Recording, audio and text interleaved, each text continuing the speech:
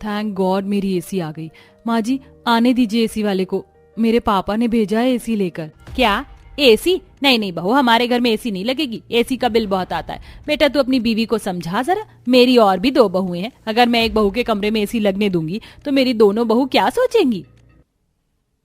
माँ दोनों भाभियां क्या ही सोचेंगी, उनके मायके वाले गरीब हैं, उनके पिता अगर दहेज में एसी नहीं दे सके तो उनकी गलती है। घर में एक एसी तो होनी ही चाहिए ना। मैं तो छोटी भाभी के साथ हूँ।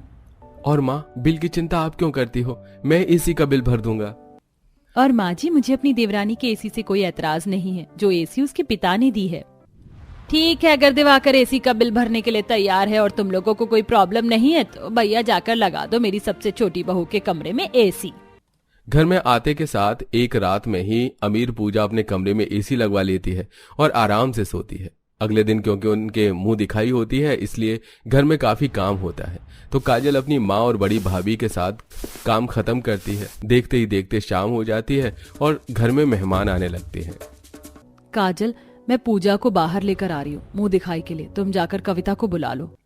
इतना बोलकर निशा अपनी देवरानी के कमरे में जाती है, जहां उसे एसी की काफी ठंडी हवा लगती है और वो अपनी देवरानी से कहती है, कितना अच्छा लग रहा है तुम्हारे कमरे में आकर, पर एसी की हवा खाने का समय नहीं है।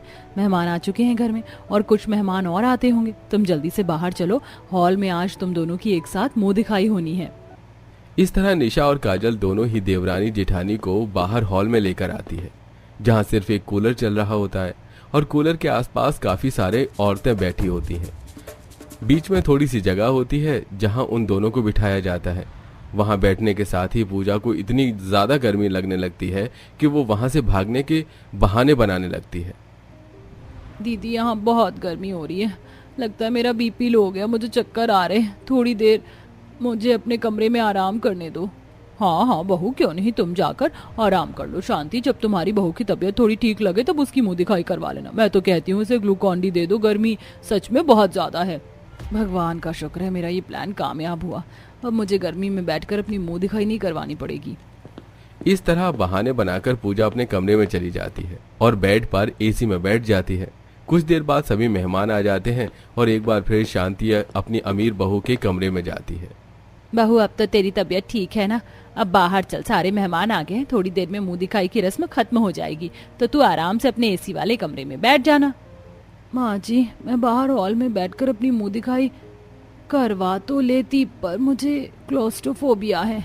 अब ये कौन सी बला है माँ जी एक बीमारी, आप नहीं समझेंगी, इसमें भीड़, कम जगह और गर्मी की वजह से इंसान की तबीयत खराब हो जाती है।